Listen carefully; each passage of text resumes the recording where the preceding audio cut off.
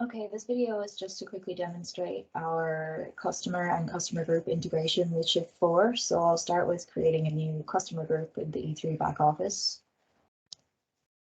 I'm going to add a customer group, give it an ID and a name. Let's call this the Silver group.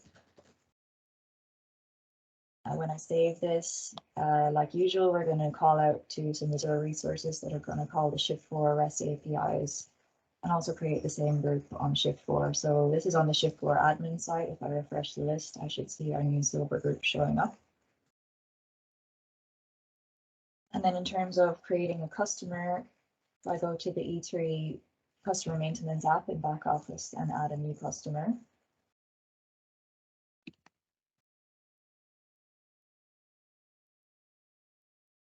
Phone number.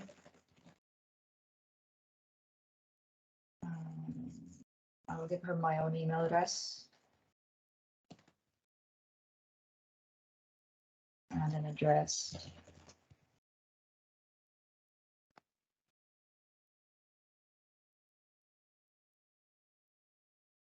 We can also add the customer to one of our existing customer groups. This is another group that already exists on Shift4 as well.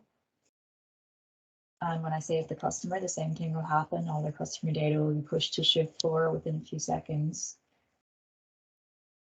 So if I go to our customer list on the Shift4 admin site, you can now see Jane Doe is there and all of her details have been pushed up there, including the customer group that she belongs to, that VIP Platinum group. What happens in Azure when we set up the customer initially is we create a random temporary password and we email that to the customer's email address. So this is Jane. She's just gotten an email with her temporary password for her first login. And if I follow the link in the email, I can log in using that temporary password. And now she needs to reset her password to give a real password that only she will know. So if we check our emails again,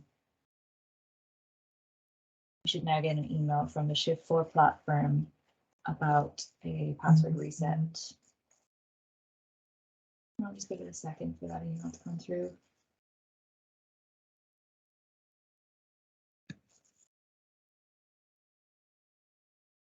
Yeah, here we go. So we have gotten a password reset link from Shift4.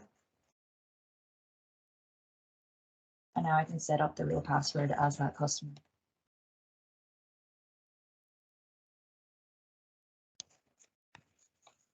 There's obviously some further authentication we have to do here. So select James. And now we're logged in as the new customer on Shift4. The original email for her temporary password, we could also potentially do that as a text message rather than an email if you want to use two different forms of authentication.